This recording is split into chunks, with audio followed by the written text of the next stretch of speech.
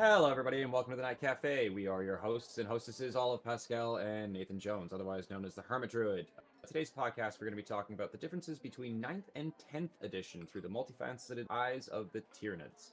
Just want to give a quick shout out to the patrons before we dive right into this. It's been a very fun trip, and we make this for you. But before we get into the major topic, let's just have a quick little chat. So, what have you been up to? Any new models? Got new plans? Because I got some stuff that I'm going to literally be heading over to Double Dragon Games down here because I've had a rough week and mommy needs a little autistic alone time with her toys and to just tune out. So I think I'm gonna go pick up a Lord Relicator kit. It's a kit bash with the Lamartis that Jose gave me because I want to make it look real special on the tabletop when that thing comes out. Well, hello everyone. It's me, Olive. I did pick up some new Tyranids, actually. I got some off of Facebook Marketplace. I have 4 new Raveners, so I can have 9 of them now, so I can have 3 squads of 3. I got a new Tyrannifex, and just because I love the models, I also grabbed 3 Hive Guard. The price was right. They were like 50% of what they are buying new. I know they aren't good, but the models are super cool, and maybe one day they'll be good again. Those Raveners look pretty sick. I see that they have like what would you say those the third? That's the 3rd edition box art, the red and black. Yeah. That's not the 3rd edition Ravener. The 3rd edition Ravener actually looked a lot more like a Hydralisk. That's a more modern one, and that's Behemoth's color scheme, the red and blue. I don't know, man. I just stomp on the bugs. So it all looks the same that way. You know what I mean? Wow, that's pretty bug phobic of you. I mean, well, I guess that basically was the sum up of our last game, which leads us into our topic of just kind of like generally what's different between 9th and 10th edition. Because you came away with some thoughts, and then you came back with some other thoughts, disagreeing with yourself, and now we're gonna sit here and we're gonna share our thoughts. Yes, they were my first army. When I was in high school, a friend brought me to the craft store in town and was like, hey, you really like the Zerg from StarCraft. These are just the Zerg from StarCraft. Play these so that I have someone to play with. And my very first model I bought, I think, was a Lictor, but the very second one was a 3rd edition Ravener. So, weird coincidence there. Yeah, I do also you said you have a collection of Lictors through the ages, and there's one that you still need to get, which is the modern one, you're saying. Yeah, I don't have a modern Lictor yet. I have a Neuro Lictor, but I don't have Death Leaper, and I don't have a plastic Lictor. I have all my Lictors are metal. I have one from 3rd edition, and then one from like the 5th edition style of them, and then old Death Leaper.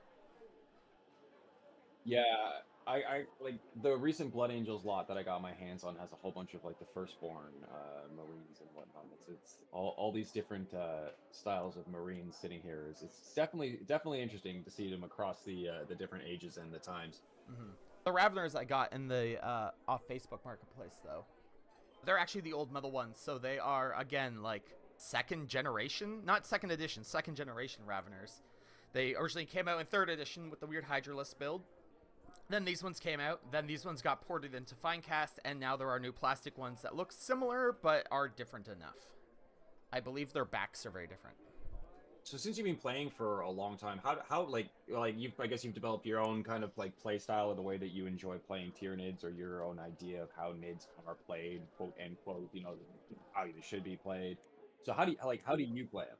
Look, when I started playing Tyranids, I would often, me and my friend that I talked about, they would be painting their Tau, and I would be painting my Tyranids, and we would put Starship Troopers on, and so I was building my Tyranid army while watching Starship Troopers on repeat, essentially. So if I'm not playing a swarm, then I'm playing them wrong, in my head.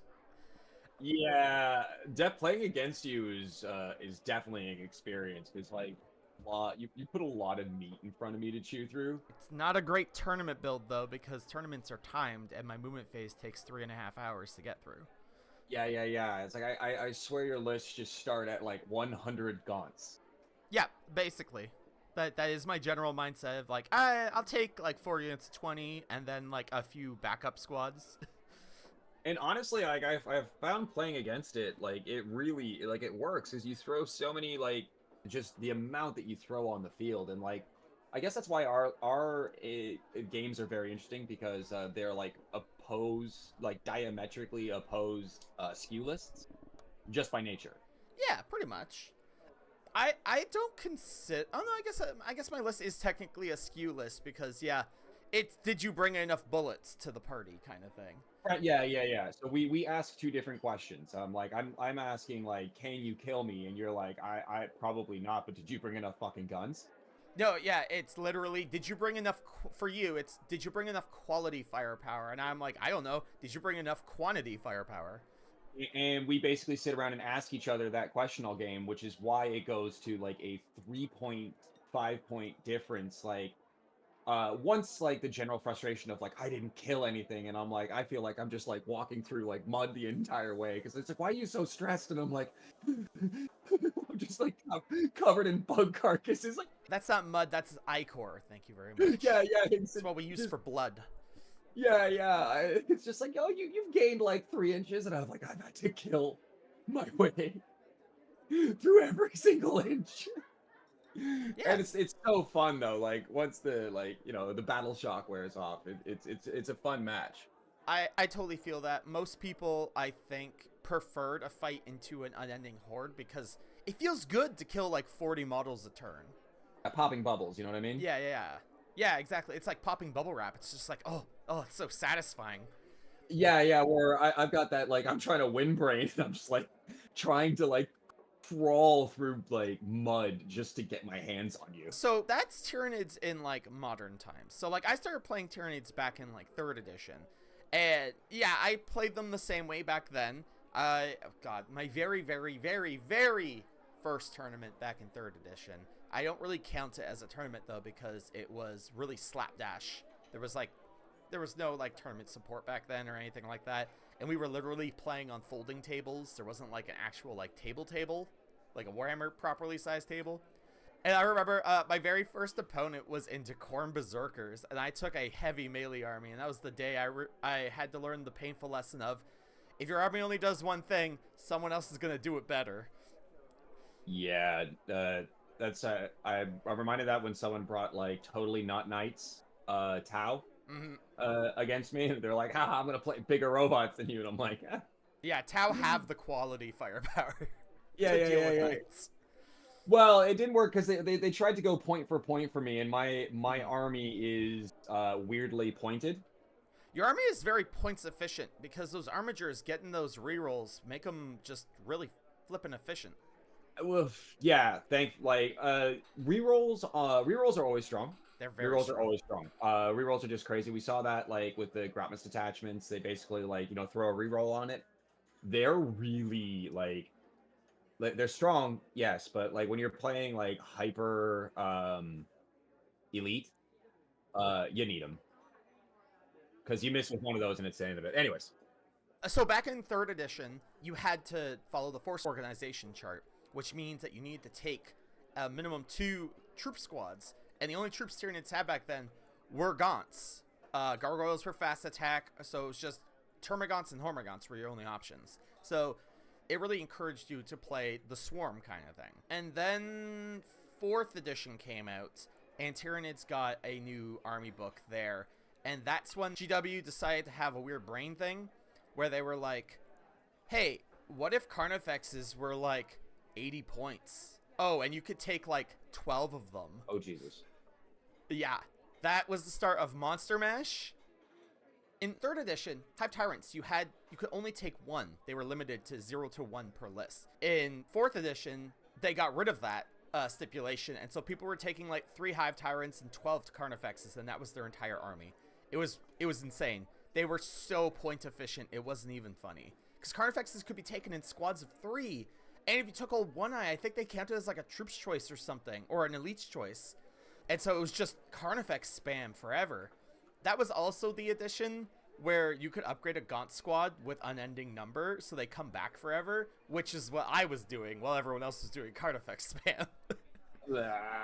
You just like you have a way that you like to play Warhammer, and it's just a lot of fucking miniatures. Yeah, it's a lot of minis. I have a lot of minis. I want to see them all on the field and do things with them. So through the changes between these two different editions, like what are some of the differences, and like what are the like any of the problems that might have come up with like playing this? Because like if you've been playing this one style army since third edition, like you definitely have an idea of like what that's been like. Hmm. So, like, Tyranids in 10th edition, it's kind of weird.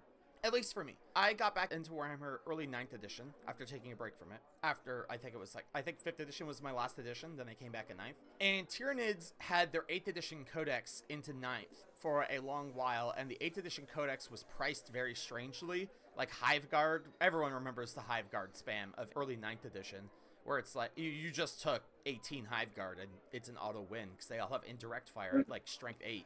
And strength 8 meant a lot more in 9th edition. It's I can still say strength. It's still a pretty good like strength against most things that aren't vehicles, and then like even still that's plasma, right? So Knights were toughness 7 in 9th edition. woof. Yeah, strength 8 was bonkers in 9th edition. Woof. Okay, never mind. It's like, oh yeah, I still got. Oh. Strength 8 is a las cannon in comparison. Woof. Anyway. And these were indirect firing las cannons with like 3 shots. Oh yeah, each. just hide behind everything and just fire it into the air and just orbital strike everything, I guess. They didn't even take the penalty for shooting indirectly, as long as the synapse creature could see the thing they were shooting at. Oh yeah, so Tau? They were, yes, and they were like 35 points each. Like, they were so cheap. Because they were priced for when Tyranids were bad at shooting, for whatever reason. Oh no. Because it was 8th edition rules in 9th edition. And then the 9th edition Tyranid Codex finally came out, and it was at the tail end of 9th edition, and 9th edition truly was the edition of, if everyone's broken, then no one is. And so every codex kept getting more and more busted every time it came out, and Tyranids being at the tail end, they were like one of the few armies that had a lot of toughness 8 stuff in it, which was pretty rare. And so Monster Mash was back in full. Like, Tyrannifexes were like the toughest thing in the game. Exocrines were super tough. And I didn't like Tyranids at the tail end of 9th edition. Gaunts had gone up in points because they also got stronger. It became a much more elite army than what I was used to. And so at the time, I was kind of down on Tyranids. They were really strong. They were winning every tournament. But my army doesn't need to be strong for me to like it. I just want to play it a certain way, kind of thing. And 9th edition Tyranids didn't really encourage that play. Yeah. And then when 10th edition came out, a lot of things changed. That was our first time we had our big major shakeup with stats across the board. Since 3rd edition, I think it's like the first time the strength of things changed and the toughness of things changed considerably and stuff like that. Like, las cannons went from strength 9 to strength 12. Vehicle toughness went from toughness 7 and 8 to like 10 to 12 or something like that. But a lot of small arms fire stayed the same. Yeah. Like, bolters didn't really change, but terminators got tougher. So now bolters only wound terminators on the 5-up instead of a 4-up. And stuff like that happened across the board. Most armies were affected by this change. All their weapons got a bit stronger to help out with the higher toughness and everything. Or at least their, like, quality firepower got stronger. Like las cannons and meltaguns and autocannons and stuff like that. All, like, got a point of strength or 2 points of strength, 3 points of strength better to help make up for the toughness changes. And then Tyranids didn't. I feel like Tyranids had to pay for the sins of 9th edition. Across the board, our units actually lost durability. A lot of our monsters lost a wound in the transfer. Like a Turbogon went from 17 wounds to 16 wounds. Our monsters' toughness stayed pretty high, but we don't have anything that's toughness 12, like Guard or Knights or anything like that. We don't have like a Land Raider toughness. We have toughness 11 stuff and toughness 10 and toughness 8 stuff, a lot of, which doesn't really mean that much in 10th edition. Our Gaunt squads basically stayed the same. Gene Stealers got an extra wound in the transfer, but that doesn't really mean anything in 10th edition. A lot of weapons do multiple damage. Zoanthropes lost a wound. A lot of the Zoanthrope size stuff lost a wound in general. We didn't gain any invulnerable saves. I think the only one who got like a decent toughness buff is maybe the Hive Tyrant, because it went to like its toughness 10 of 10 wounds, which is pretty good. Fuck those It things. may actually have lost a few wounds from 9th edition. I don't remember, or it might be about the same. But then the big thing that happened to Tyranids was their weapon profiles either didn't change or they got worse in the transfer. Mhm. Like, a heavy venom cannon went from a heavy 3 weapon that was strength 9, 4 damage, and AP minus 3, to a D3 blast weapon now that is still strength 9, AP 2, and damage 3. So its strength didn't change. It lost AP and damage, and it now consistently, like, will only get 2 shots instead of 3. And that's, like, one of our best weapons, which is odd. I think the intention was that tank popping would go back into the realm of zoanthropes, who aren't doing psychic stuff anymore. But, I mean, zoanthropes used to be pretty bonkers with the amount of mortal wounds they used to pop out, so they could literally kill anything they wanted. Again, Tyranids also got a lot cheaper, though. So my personal take on that one, or my thought on that one, as it sounds as an outsider and someone that's new to that, are you familiar with, like, it's probably like the terms like trash units? Yeah. It's like I don't want to, like, I just because I wanted to make sure before I want to say all your units are trash. That, like, we understand what I'm talking about. And it seems like they kept them all, like, middle of the road and or all right, but dropped the points so that you could just, like, run a fucking lot of them. And, like, it seems like maybe where the idea is like, all right, well, you're not gonna have a lot of good stuff because, like, you're organic animals, but you're gonna fucking have a lot of it. It's gonna be cheap, and, like, you're going to be a middle of the road army with better objective control, better board control, better, like, all this other stuff, but, like, you're going to be mid on yourself. Like, your Biovore, I think, is like an amazing example of, like, why Tyranids give me the puckered, like, ring hole. Is and, like, just how, like, the general view of where it can go. Like, 'cause I remember one of our games, like, that thing scored like 20 points. Like, one Biovore scored like 20 fucking points. Yeah, but here's the problem with that. Tyranids right now feel like they're being held up by a few good units. Yeah. Like the Biovore. What else could I have done to score those points without the Biovore? But that's how, like, I feel that it all works together. Is like you're got like because like you have to remember, like, I got into making Warhammer stuff because playing against your army is so fucking cool. And, like, I really love the way that you play, and it really feels like an organic mass of, like, that Starship Troopers, of, like, the entire waves of gaunts, like, harassing, moving forward, blocking, and whatnot, and then moving back, and then, like, kind of, like, cutting off, and, like, just kind of, like, being that meat shield, while, like, the bigger bugs are trying to, like, put those shots in and whatnot. And, like, I feel it, and, like, when they all start, like, really working together, and, like, meanwhile, these 35-point units are doing the jobs of winning the game, while the rest of your army is, like, keeping me busy, pinning me down, punishing me if I stick my head out too far. And then, like, in the later turns, like, once, like, you know, I've started, like you're relatively not great gunfire or whatnot, or getting, like, these things are now starting to add up, and it's like it's in turns 4 and 5 where I start losing shit. Like, armatures start dropping and whatnot, is because, like, you've beaten my ass in, and then, like, I might kill you to a man, but, like, or a bug, but, like, those points are always on ball, and I don't know if that's just because you're good, or just because that's, like, that really is given, like, it's really given my impression of how the army is how it works. But yeah, anyways, there's your glazing. So no, I get what you're saying. It's just, I wish there was another way to play them right. Yeah. Like, sometimes I just want to do a wrecking ball of Tyranids. Like, Tyranid monsters, in the lore and in past editions, were absolutely insane. Yeah, their guns aren't, in most cases, their guns were never very strong. Like, because they are just shooting, like, acid at you, or, like, shooting a bug at you kind of thing. So, like, that's appropriate that their weapons are, they're not killing you at range. But Yeah. a Carnifex colliding with an Armiger, I feel like I should at least knock the Armiger to half, you know? And right now with the rules, Carnifex, like, it struggles to even wound an Armiger. Like, Carnifex, 6 attacks. hits on 4s, so only 3 of those attacks are hitting. Then it wounds on 5s, because it's only strength 9, and that's 1 wound, and then you could pass your save on a 5-up, and then I do nothing, and then you immediately chainsaw it in half. Yeah, that's basically how it goes. But like, and they are almost the same price as a Warglaive.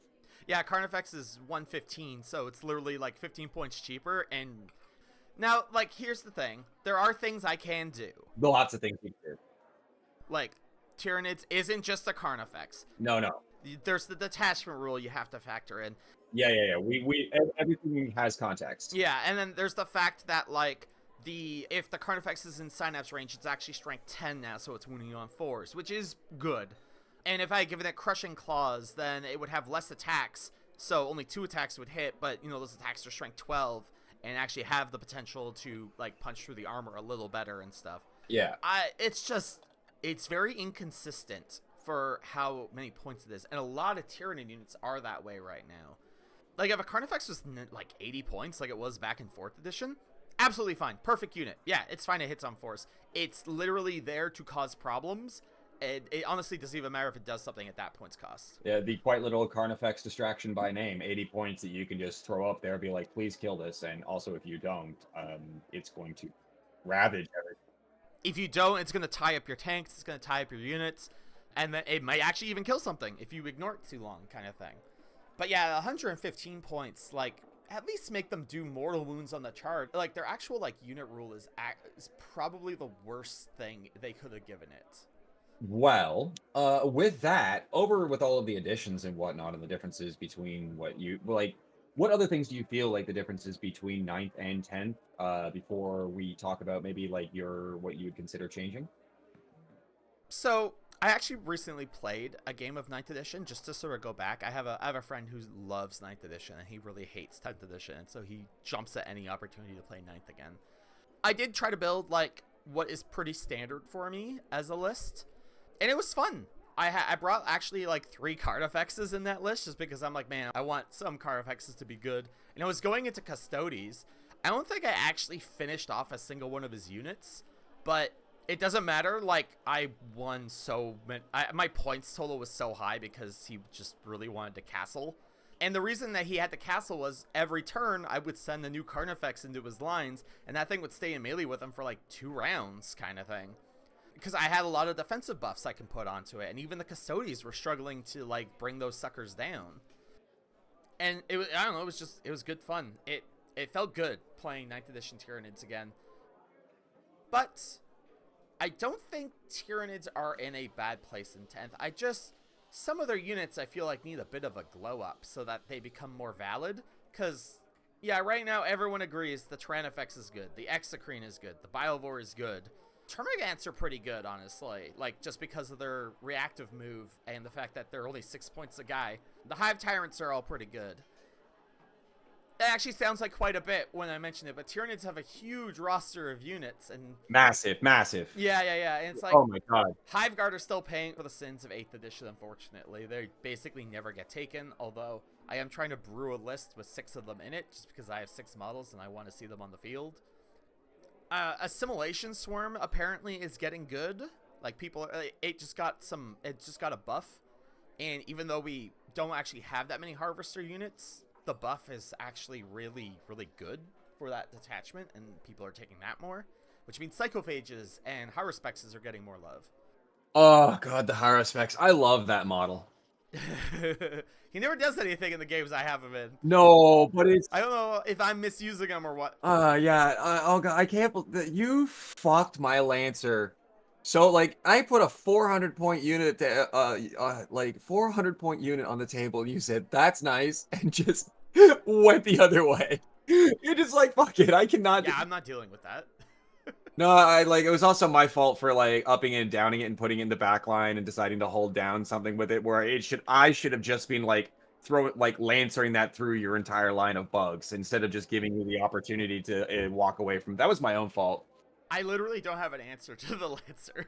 Yeah. Well, that's so there's the difference because like a lot of seems like I would say complaints. So like I don't want people to run away with that. A lot of the Yeah. qualms seem to be with the unit quality. No one unit ever like except for like the good units. No one unit feels really good, and I think that's the problem that people have had a lot of playing against knights. They look at a knight and they go, "Wow, I don't have anything in my army like that." Yeah.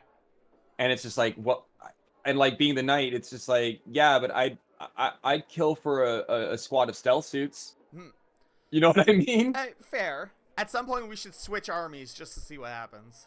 Yeah, no, I 100% like I love homebrewing chapters and homebrewing whatnot, and like after like we're gonna be taking a definitive break from because well, I think one of the things to bring up is like this it can lead to a certain amount of frustration, which is why we're just kind of like taking a step away from our little like knights versus Tyranids thing. We're just like, but I want to make myself a Tyranid army, very much based on yours, is almost like Avalon's like shadow copy. Tyranids, like the weird copy, the like, the Tyranids went and they're like, haha, we're going to like eat this place, and they like it landed on a planet of like this like living nightmare of a planet, and the planet was just like, nah, we're going to eat and copy you and then send it back. I mean, more accurately, probably what happened was the Tyranids went feral and then outcompeted all the local. Yeah, I mean, exactly. Went feral. Yeah, the psychic planet took them over. Well, no, like they would have went feral and replaced some of the other creatures that normally fill niches in the ecosystem. Because that's kind of what Tyranids do if they get left behind, is they just become the new ecosystem. I've actually heard that a few times. They were talking about those. There are possibly some of the creatures that were on Caliban, the original Caliban or whatnot, were the Yeah, lions the people. 10 years. There's rumors that like the Catachin Devil is a Tyranid, and that like the Kraken on Fenris is a Tyranid. I don't know if I put much stock into that. But it doesn't have to It's be. a fun like theory kind of thing, because it's a Yeah, theory in lore. Like the Book of Xenology talks about this and stuff like that. And I actually I love it when they put like drop little hints like that, and you're like, well, this character in the lore believes it, but he could be fucking insane, right? yeah. But I like that. I also really love 40K's almost natural, like unreliable narrator, because it's like it's also why I have I have a tendency to like pretend that the Primarch that I put on the table is just like some clone or whatnot, because that's like Lionel Johnson is a lot smarter than I am. And like it's like, oh, but that one guy could one shot a Titan or whatnot, and then just gets pasted, like card gets pasted on front of the Lancer's shield. Mhm. Either way. What were we talking about? We started to gush about 40K. That's just what this is about. This is a complaint section. I think that's I tease. yeah. Well, we're not really about that. Like, I think if anything, like, that's not really we're not really Yeah. the kind of like No, complaining. honestly, so going back to 9th edition, I do want to close out with this. Going back to 9th edition was a good experience. Yeah. I still love Tyranids in 10th edition. I actually love the board control pressure vibe that they do. It's actually like Yeah. it's a good place for them to be, I think, because 40K like 10th edition has it set up so that armies are very in their niche, if that makes more sense. Mhm. Like 9th edition, everyone was a bit more samey and balanced. Everyone could do this or could do that. 10th edition really shoved everyone into their specific niches, which I think is interesting, at least. And Tyranids are a board control / pressure army. Yeah. They want to out compete you on primaries a lot, and secondaries, honestly. Secondaries. Oh my God. Yeah. Secondaries. It's just, I wish they, like, if I had to put a wish list out there into the world for, like, a new Tyranid Codex kind of thing, what I would love to see is, let's just go all in on that board control and pressure. Remember what you were just saying there, that the majority of my army keeps you away from my important pieces? Mhm. Let's go. Let's go deep into that territory. I think Gaunts need to be OC0. They don't control objectives at all, but they respawn forever. So that you can't win games with Gaunts, but you can use the Gaunts as walls to keep stuff away from your valuable stuff. That's actually scoring Yeah. points. So like just kind of like go crazy on Unending Swarm, like give like the Exactly. company of Unending Swarm. Yeah, like I want to see that. I would also love the idea of all Tyranid creatures actually have OC0, unless you're a synapse creature, and when you're within synapse range, you gain the OC of the synapse creature, because Oh, nice. the hive mind needs to control the creature in order for it to actually like hold the objective properly. You know? Yeah. Otherwise, it's just a really dangerous animal that's not doing objective stuff. So you basically almost want like the Death Company Blood Angels like thing. Oh yeah, Death Company's kind of like that, isn't it? Yeah, it's exactly. So like Death Company has OC 0 unless it's in proximity to a chaplain. Yeah, that's right. Yeah, basic. Oh, I forgot they had this army already. Dang. Yeah. It's you want the Death Company. Well, that's kind of actually appropriate for Tyranids, though, because when you kill the synapse creatures, the little bugs tend to go crazy and just attack everything near them, like Death It Company. makes total sense. It makes total sense. Uh-huh. That'd be dope. Secondly, I would love some kind... I know Crusher Stampede does have, like, a crappy tank shock.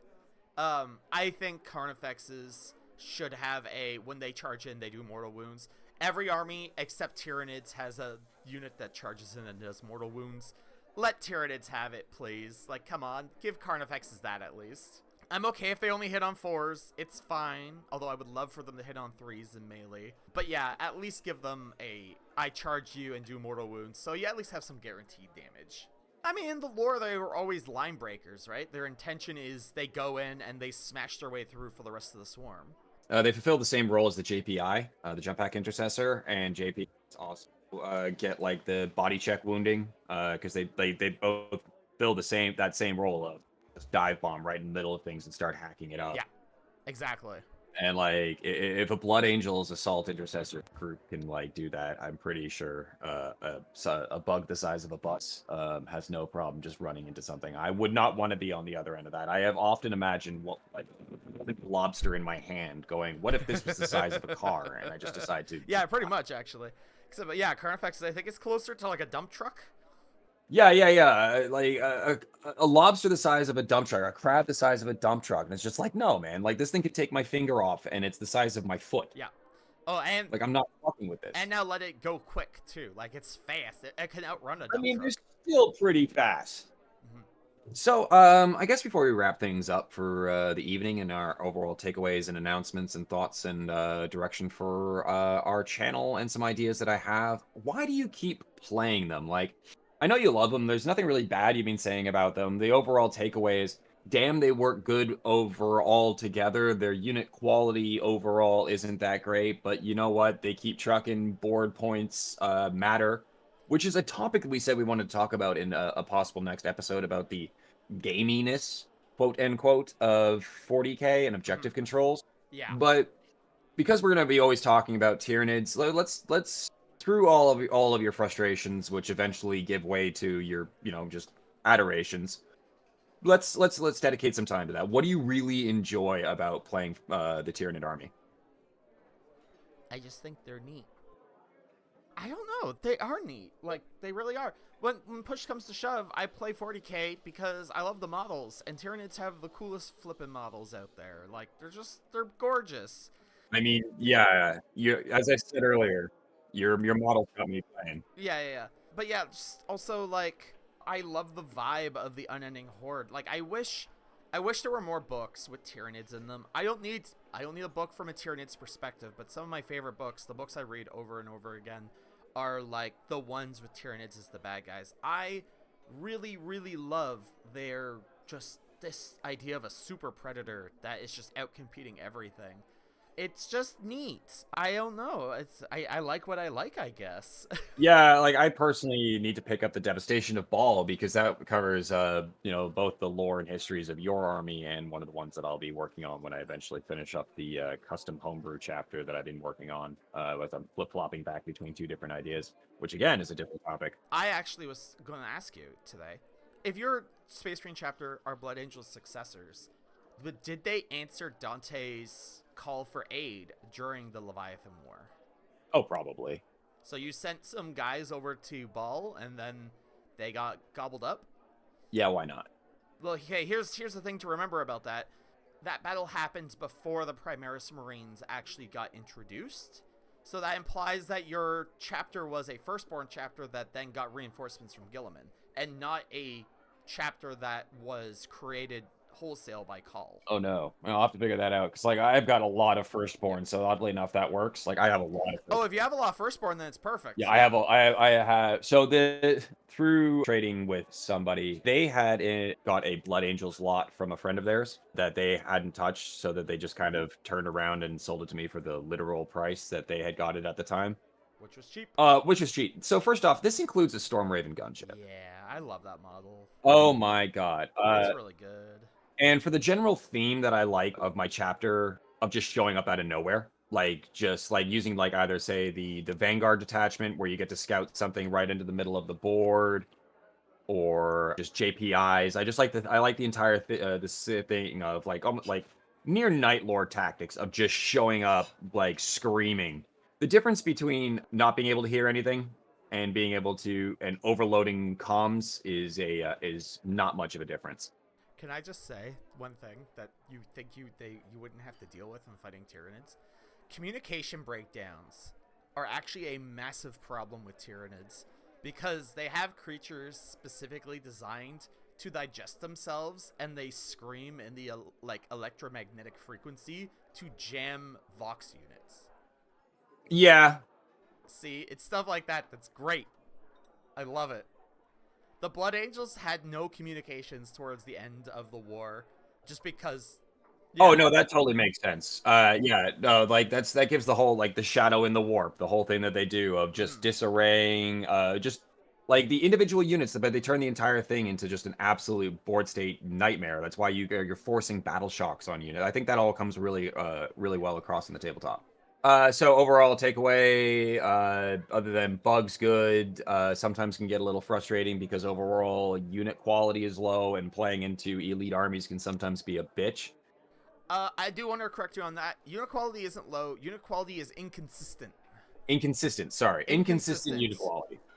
Some units are pretty damn good for the points. Other units are what? It's fine though. That's a lot of armies right now. My closing remarks to this whole thing is, if you are someone who's getting a little frustrated playing 10th edition, if you're feeling the gaminess, if you think Battle Shock is kind of like and you are looking for a different kind of challenge, go back to 9th edition. I don't want to say 9th edition is better, but 9th edition is a very different beast. I think the bones of both editions are good, and their failures are very different. And so you run into different problems doing 9th edition. Like, perfect example, Tyranids, Battle Shock is a huge thing for them in 10th edition. They cause Battle Shock across the board. Yeah, and I think that's cool as fuck. They have a lot of units that point at stuff and say, hey, make a Battle Shock test. A lot of their stratagems require you to make a Battle Shock test. I think the only army that requires more Battle Shock related shenanigans is Night Lords right now. Yeah. Chaos Knights is the other one. And yeah, it's all about fear, manipulation, rips in the warp, destroying comms, like, yeah. Exactly. So I get frustrated when someone goes and makes all their Battle Shock tests. Like, my Neurolictor wasn't able to do anything in our game last time because I kept pointing at stuff and you guys just kept casting your Battle Shock. And I'm like, I can't activate her abilities until you fail a Battle Shock test, please. Can you please fail one? Yeah, I have... It's a little too swingy. It's inconsistent is the name of the game. Choosing to be able to battle shock like a unit once per game, so like when you need it to go off, it goes off. I think would be a nice like addition or something like on a unit, or like this is battle shock. Oh, like guaranteed battle shock. Like a once per game. Oh, that'd be kind of cool. Yeah. You know what I mean? Actually, that'd be really cool. I think so too, because it would like help. It makes the board control army even more board control. I think it'd be great because it'd help you secure points sometimes, like on things. Point at something, and yeah, you're battle shocked. Yep. Just so like once per game or something. This is battle shock. Or like say something like the way that the Reavers have. Reavers have an ability now where they half OC. Oh, damn! They got good all of a sudden. No one told me. Reavers are sick. I love those models. Whenever I have a brain thing and I start wanting to play Space Sharks again, the entire army is just Reavers. Reavers got really good, and when I talk about my chapter, how I really like the infiltrate-y kind of like tactics abilities. Reavers are also sick as shit in the Liberator Assault group when their strength and attacks go up. Strength goes up by 2.